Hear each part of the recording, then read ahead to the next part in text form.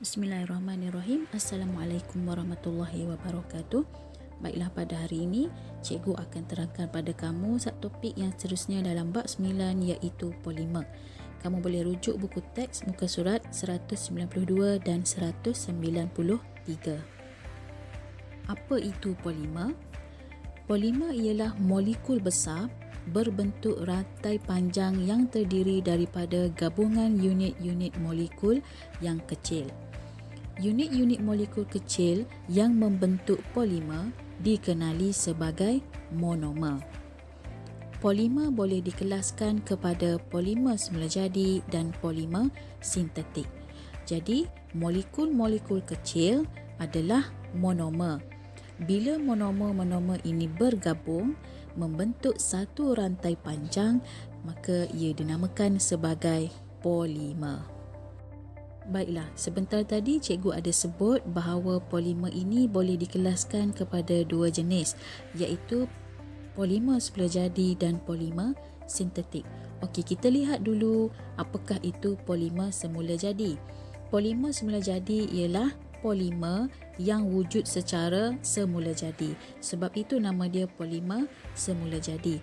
Dan di sini adalah beberapa contoh polimer semula jadi, iaitu kita ada kanji, protein dan getah asli.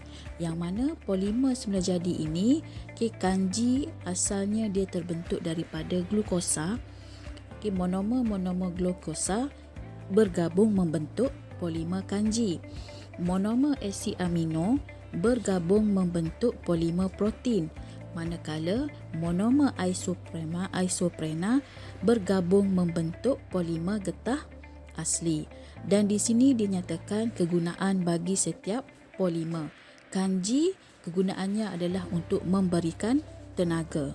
Kanji ni terdapat dalam makanan yang kita makan seperti nasi. Apabila kita makan nasi contohnya, kanji tersebut boleh memberikan tenaga kepada badan kita dan kita boleh guna tenaga tersebut untuk melakukan kerja. Yang kedua adalah protein. Protein ini terdapat dalam contohnya ikan, ayam, daging, dan apabila kita makan ikan, ayam ataupun daging tadi, protein ini digunakan untuk membina sel-sel dan tisu dalam badan kita. Sebab itu protein ni sangat penting untuk proses tumbesaran. Dan yang ketiga adalah getah asli. Getah asli ni maksudnya getah daripada pokok getah lah.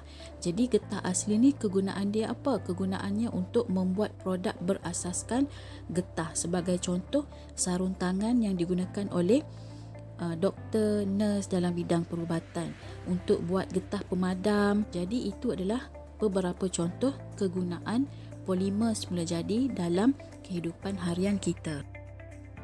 Jenis polimer yang kedua iaitu polimer sintetik. Yang pertama tadi adalah polimer semula jadi dan yang kedua sekarang adalah polimer sintetik. Polimer sintetik adalah polimer buatan manusia yang menggunakan bahan kimia. Maksudnya di sini polimer yang dihasilkan adalah hasil daripada buatan manusia, bukan semula jadi. So nama dia adalah polimer sintetik dan dia diperbuat daripada bahan kimia. Kita lihat beberapa contoh polimer sintetik. Yang pertama adalah polyethena. Polyethena berasal daripada monomer-monomer ethena. Bila ethena ini bergabung, maka terbentuklah polyethena. Yang mana kegunaan polyethena adalah untuk membuat botol plastik, botol mineral, untuk membuat beg plastik yang kita guna untuk letak sampah, untuk letak barang-barang apabila kita membeli belah. Yang kedua adalah polistirena. Polistirena ni terbentuk daripada monomer-monomer stirena. Biasanya kita sebut polisterin lah. Jadi kegunaan polisterin ni kita tahu. Kita boleh guna untuk membuat pembungkusan peralatan elektrik ataupun untuk polisterin untuk bungkus makanan, untuk kita jadikan cawan polisterin. Yang ketiga adalah perspek. Perspek berasal daripada monomer metil metakrilat. Monomer-monomer metil metakrilat bergabung membentuk perspek. Perspek kegunaannya adalah untuk membuat cermin pesawat ataupun kapal terbang dan untuk membuat tingkap kenderaan. Perspek ini dia adalah sejenis polimer yang mana dia sangat kuat dan tahan. So dia boleh digunakan untuk membuat cermin ataupun tingkap kereta ataupun cermin kapal terbang. Dan yang ketiga adalah monomer neoprena. Neoprena bergabung membentuk getah sintetik. Getah sintetik adalah getah yang diperbuat ataupun dihasilkan apabila kita mencampurkan getah dengan bahan kimia. Maka dia adalah getah buatan manusia ataupun kita panggil getah sintetik. Getah sintetik kegunaannya untuk membuat sarung tangan seperti dalam gambar rajah di bawah ini. Sarung tangan berwarna biru ini dia lebih tebal dan lebih tahan lasak. Kalau tadi saya sebut contoh sarung tangan putih yang digunakan oleh doktor ataupun nurse, dia adalah daripada getah asli. So dia mudah koyak sebab dia lebih nipis. Tapi sarung tangan yang berwarna biru ni ataupun sarung tangan yang kita guna untuk kita cuci pinggan atau untuk kita lap-lap sesuatu kan. Jadi sarung tangan ini dia lebih tebal. Ia diperbuat daripada getah sintetik. Selain itu, getah sintetik juga digunakan untuk membuat tayar kereta ataupun tapak kasut. Yang mana getah sintetik ini kelebihan dia lebih tahan lama. Baiklah, seterusnya kita lihat beberapa proses ataupun istilah yang kamu mesti tahu dalam proses pempolimeran atau proses penyah polimeran. Yang pertama adalah monomer.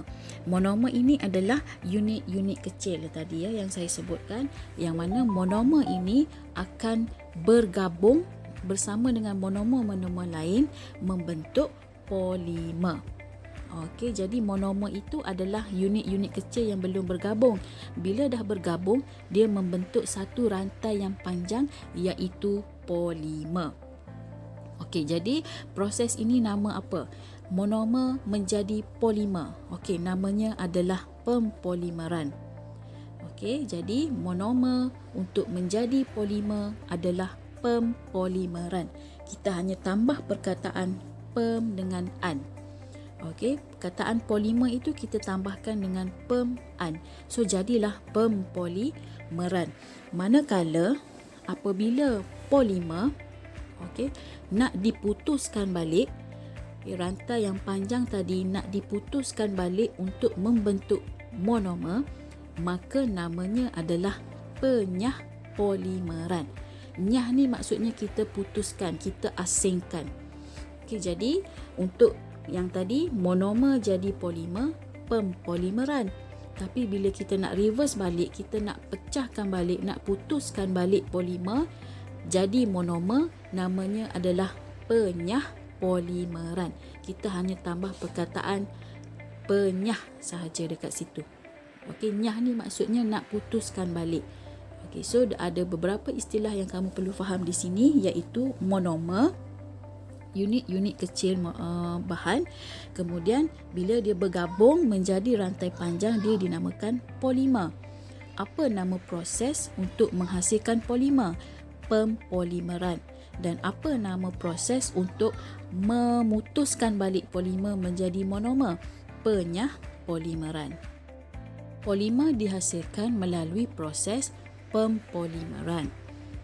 Proses pempolimeran ialah proses pencantuman atau penggabungan monomer melalui pembentukan ikatan kimia untuk menghasilkan polimer yang besar, molekul yang besar dalam bentuk rantai. Penyah polimeran pula merujuk kepada proses apabila molekul polimer berbentuk rantai tadi dipisahkan semula kepada monomer-monomernya melalui tindak balas kimia. Baiklah, sekarang kita lihat contoh proses pempolimeran dan penyah polimeran. Di sini terdapat satu monomer iaitu etena. Satu sahaja monomer etena.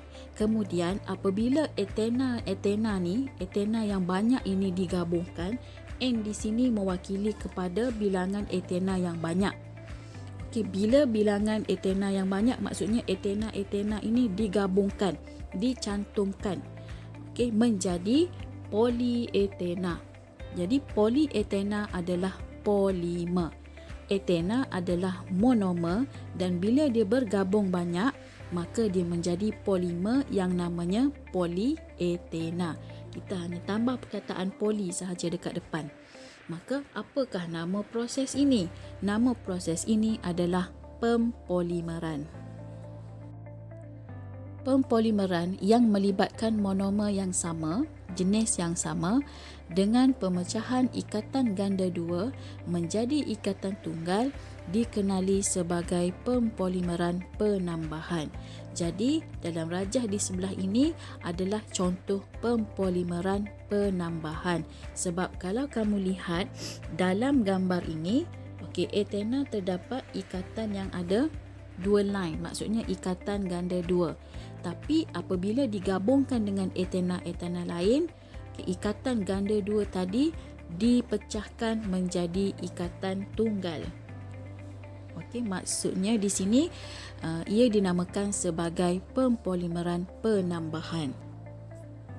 Polyetena ialah salah satu contoh polimer yang dihasilkan melalui proses pempolimeran penambahan daripada monomer-monomernya iaitu etena. Okey, jadi setakat tu je untuk hari ini. Sekian, terima kasih. Assalamualaikum warahmatullahi wabarakatuh.